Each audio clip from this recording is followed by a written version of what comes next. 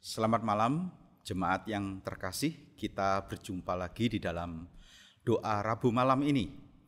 Dan secara khusus saya ingin menyapa para pria yang ada di gereja. Saya mau mengingatkan nanti 2 hari lagi kita akan kembali beribadah di dalam rangka syukur. Karena bulan Juni ini adalah bulan di mana Komisi Pria itu berulang tahun. Dan di dalam rangka pra ulang tahun Komisi Pria ini saya ingin mengangkat sebuah tema, yaitu Alone with God. Sebuah tema yang sebetulnya sejak tahun lalu sudah diangkat dalam rangka kita mau mengajak para pria untuk menikmati sebuah relasi yang dalam, yang intim dengan Tuhan. Dan mungkin setiap pria juga terus belajar untuk menyediakan waktu, menyediakan diri bergaul dengan Tuhan ini. Dan saya ingin mengajak kita sekalian, jemaat sekalian, untuk menyanyikan sebuah pujian yang berjudul Lingkupiku. Mari kita akan pujikan pujian ini.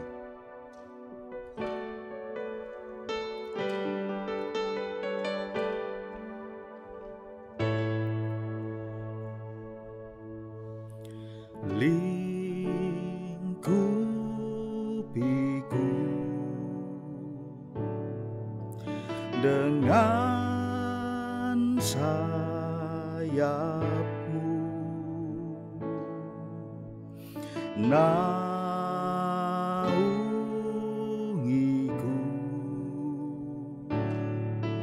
dalam kuasa-Mu di saat badai bergelora. Akan terbang bersamamu, Bapa Kau Raja atas semesta. Ku tenang sebab Kau Allahku.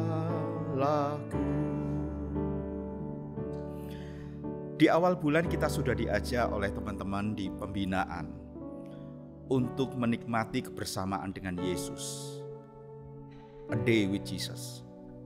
Dan sebetulnya kita diajak untuk menyediakan waktu, menyediakan diri, menyediakan hati dan pikiran untuk bergaul lebih akrab dengan Tuhan. Dan saya rindu biarlah jam doa ini kembali mengingatkan kita, menegaskan betapa perlunya kita itu hidup di dalam naungan, hidup di dalam pertolongan dan pimpinan Tuhan. Jikalau kita tidak pernah memberikan diri kita untuk senantiasa mendekat kepada Tuhan, bagaimana kita bisa akrab dan intim dengan Dia? Bapak Ibu, saya rindu pada malam hari ini kita akan kembali diingatkan. Baik melalui pujian ini ataupun perenungan, kita sungguh membutuhkan Tuhan yang hadir di dalam kehidupan kita. Mari kembali kita akan pujikan pujian ini.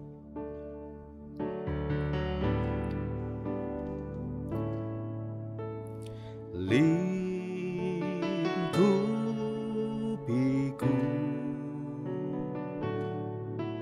dengan sayap naungiku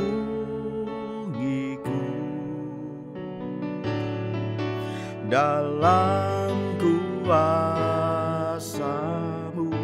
Mulai dari atas sekali lagi, lingkupiku, lingkupiku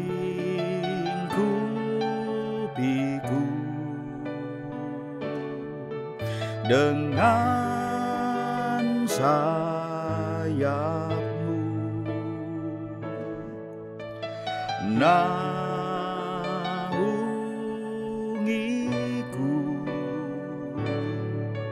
dalam kuasa-Mu di saat badai bergelora. Ku akan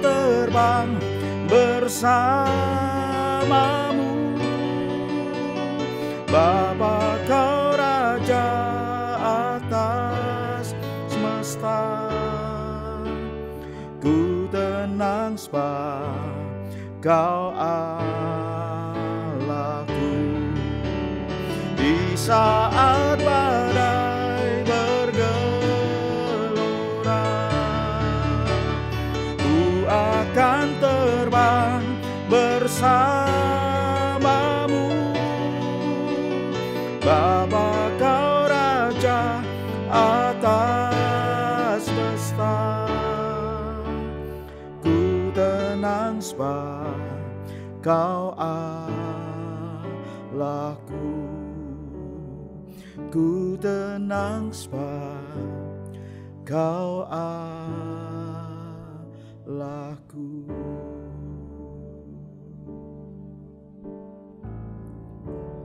Mari kita masuk dalam doa.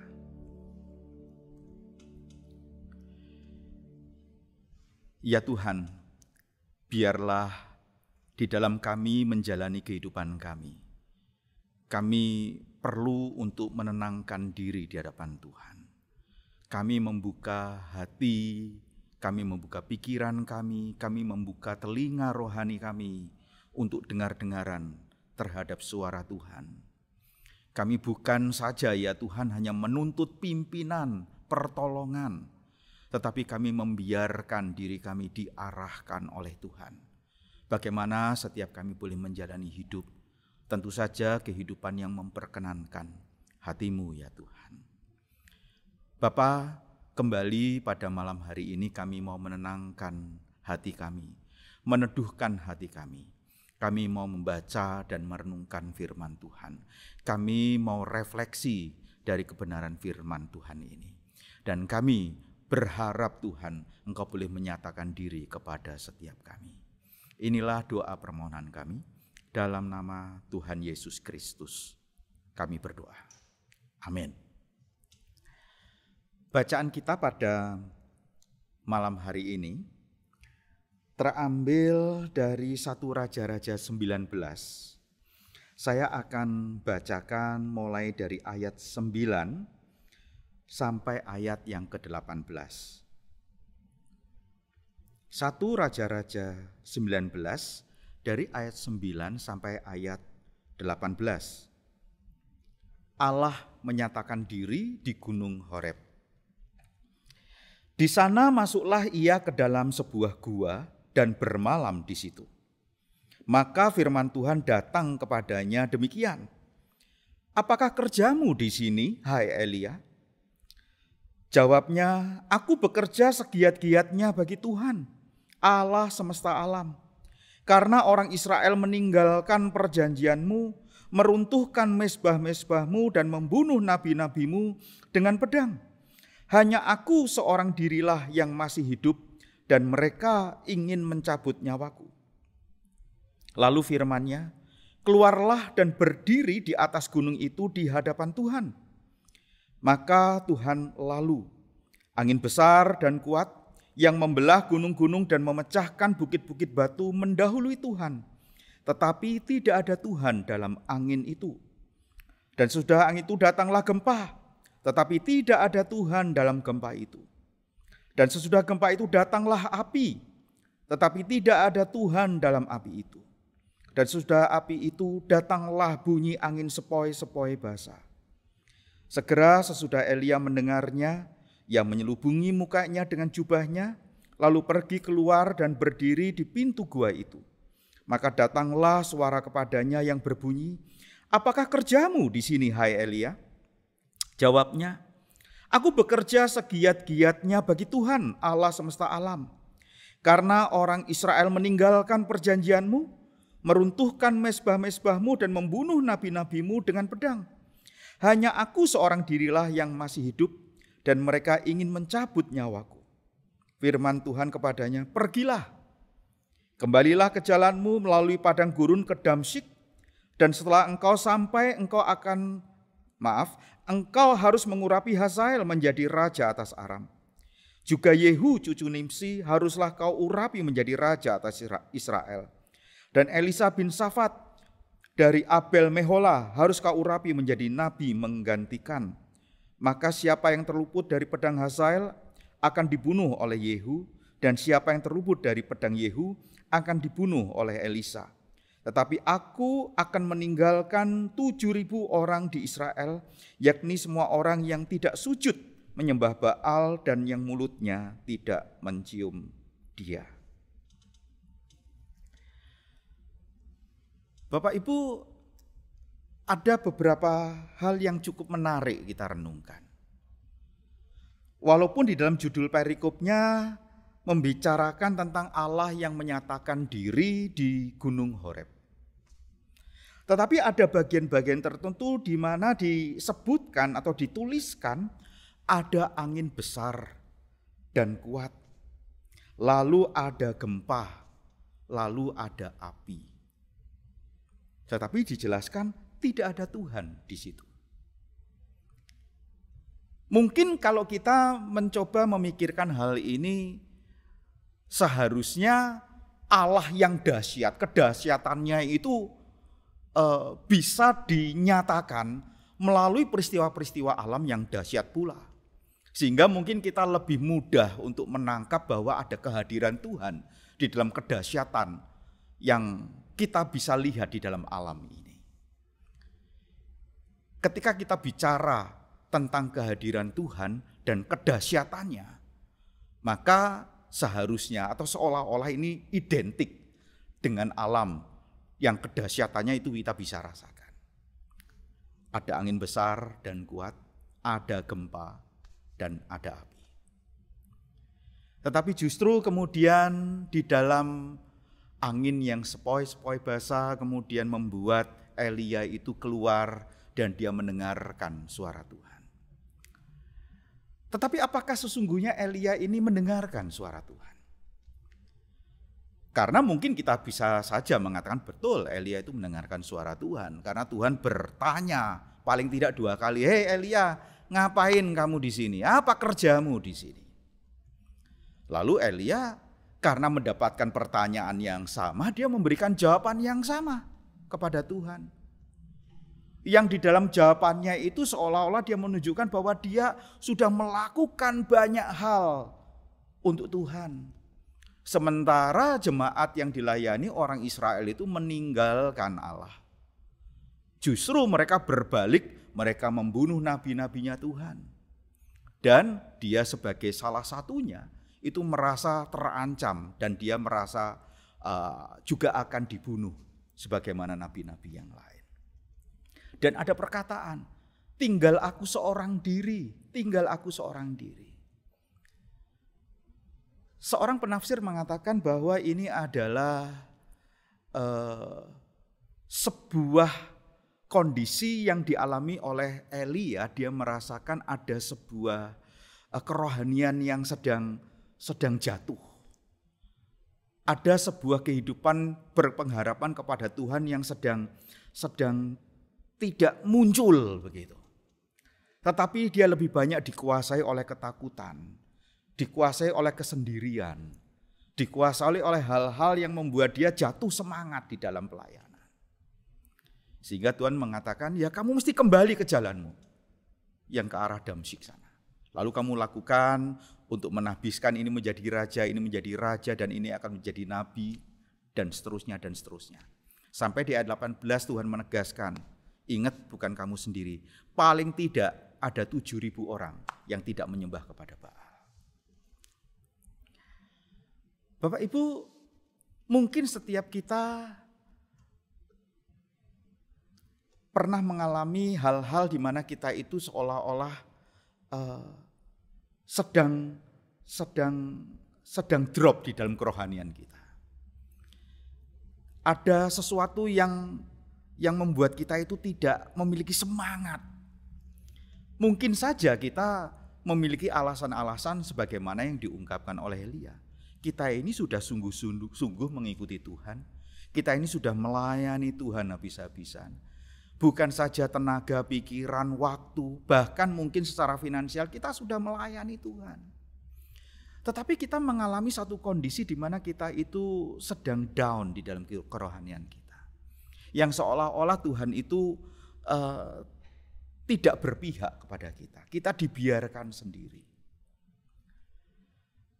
Nah, keadaan ini tentu saja menjadi keadaan yang tidak kita inginkan. Tapi saya ingin mengajak Bapak Ibu untuk melihat justru keadaan-keadaan seperti ini itu ternyata bisa menjadi sangat efektif yang dipakai oleh Tuhan untuk menegarkan kita kembali, untuk meneguhkan kita kembali, untuk membuat kita itu belajar percaya kepada Tuhan dan terus kita melakukan apa yang memang Tuhan sudah percayakan kepada setiap kita. Tema yang diangkat itu adalah alone with God. Kita tentu saja menjadi orang-orang yang tidak ingin mengalami sebuah kesendirian. Tetapi terkadang kita memang perlu untuk menyisihkan waktu, kita memang mau menikmati kesendirian itu bukan sendiri tetapi bersama-sama dengan Tuhan. Ada sebuah tema yang sering diangkat, alone but not lonely. Nah, mungkin Elia ini menjadi orang yang lonely karena Tuhan seperti tidak peduli, tidak ada orang yang berpihak kepada dia, semua orang sudah berbalik dari Tuhan, bahkan kemudian orang-orang itu mengancam dia dan mencabut nyawanya. Dia sangat lonely.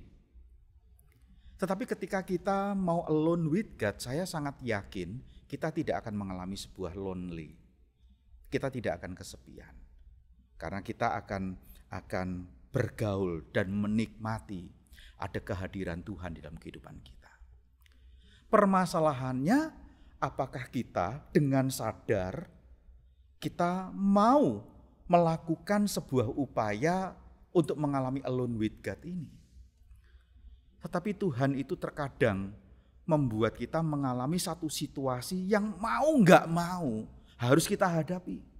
Dan disitulah waktunya Tuhan menyatakan diri kepada kita ketika kita mulai merasa sendiri.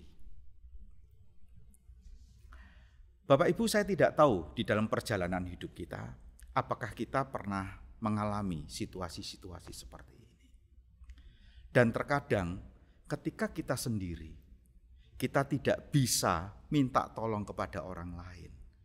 Kita tidak bisa mencari jalan keluar dari apa yang biasanya kita lakukan. Semuanya serba buntu. Ada orang mengatakan ketika tangan kita itu kemudian sudah mulai kosong, lihatlah itu waktunya bagi Tuhan untuk mengisi hati kita. Tapi ketika tangan kita ini masih penuh, kita itu tidak pernah sadar bahwa hati kita itu perlu untuk diisi oleh Tuhan. Dan ingat, Tuhan terkadang membuat tangan kita ini menjadi kosong.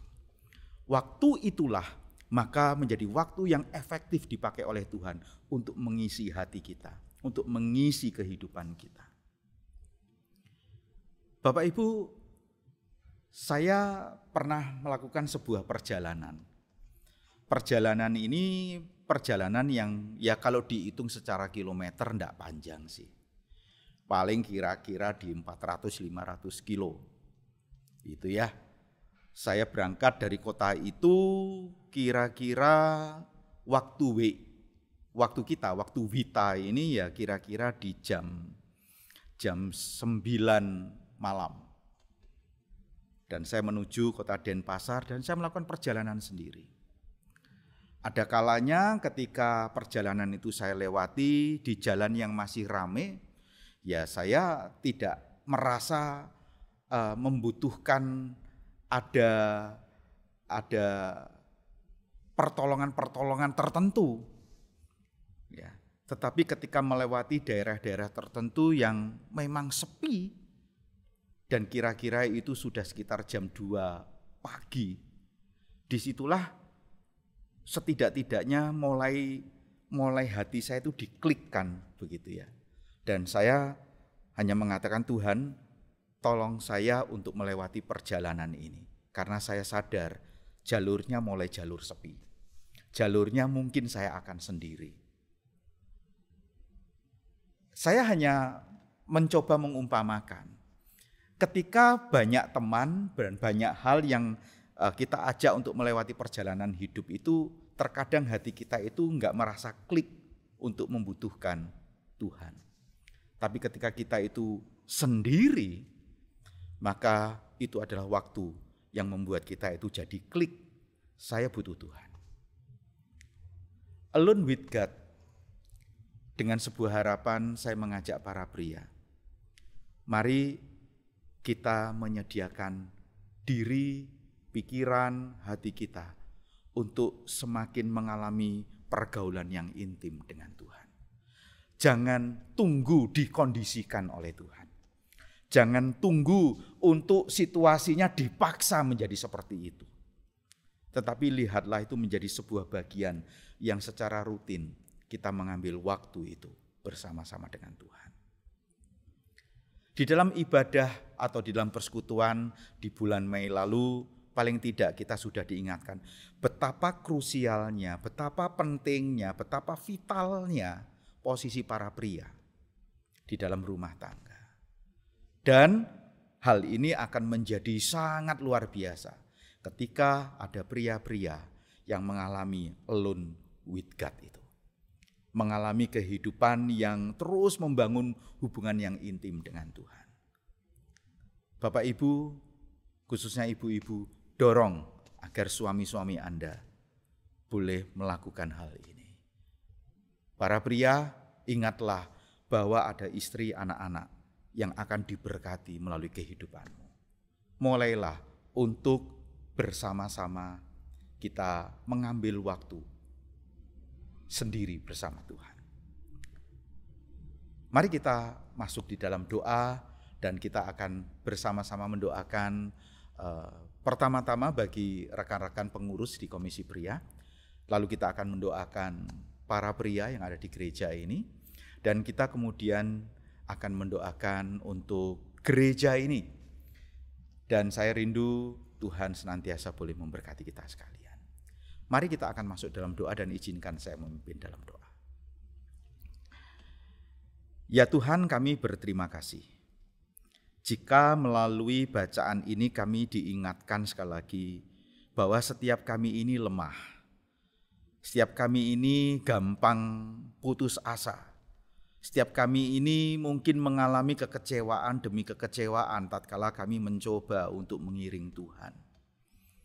Karena kami selalu berpikir apa yang Tuhan lakukan itu adalah sebagaimana yang menjadi harapan kami, menjadi ekspektasi kami ya Tuhan. Tetapi ada kalanya Tuhan membiarkan kami ada dalam situasi-situasi di mana kami mau tidak mau harus belajar untuk membuka diri kami, membiarkan Tuhan berbicara kepada kami, Allah bertindak kepada kami, sehingga kami melakukan apa yang seharusnya menjadi tugas tanggung jawab kami. Bapa, kami mau mengucap syukur. Pertama-tama untuk Komisi Pria yang di bulan Juni ini kami kembali boleh merayakan ulang tahun komisi ini. Dan kami rindu ya Tuhan Engkau boleh memberkati untuk rekan-rekan yang menjadi pengurus di Komisi Pria ini. Mereka mulai dari ketua dan segenap pengurus yang lain, Tuhan berkati mereka menjadi satu tim yang solid. Kami terus berinteraksi bukan saja di dalam rapat-rapat, tetapi juga mungkin kami bisa saling mendoakan satu dengan yang lain, kami menguatkan satu dengan yang lain, khususnya tatkala kami menghadapi pergumulan-pergumulan. Dan biarlah apa yang terus dipikirkan, direncanakan di dalam komisi ini juga di dalam mengajak jemaat sekalian untuk mengalami persekutuan, baik dengan saudara seiman, terlebih lagi dengan Tuhan itu boleh berjalan dengan baik. Kami berterima kasih karena di dalam masa-masa pandemi ini, setidak-tidaknya di semester 1 tahun ini, kami tetap boleh melakukan persekutuan-persekutuan itu ya Tuhan. Dengan harapan ketika kami memasuki di semester yang berikutnya, kami ini sudah bisa mulai tatap muka, kami boleh mengalami persekutuan secara onsite ya Tuhan. Sehingga kami bisa ngobrol, kami ini bisa saling menguatkan juga di dalam doa-doa kami. Bapak, kami juga mau memohonkan berkatilah para pria yang ada di gereja ini. Sehingga mereka melakukan tugas tanggung jawabnya ya Tuhan. Baik sebagai kepala keluarga yang menaungi kehidupan keluarganya masing-masing, ada pasangan, ada anak-anak. Berikan kepada mereka hikmat marifat-Mu sehingga mereka boleh memimpin keluarga, menjadi keluarga yang takut akan Tuhan. Mereka boleh menjadi pasangan yang memberkati istrinya. Mereka boleh menjadi orang tua atau ayah yang memberkati anak-anaknya.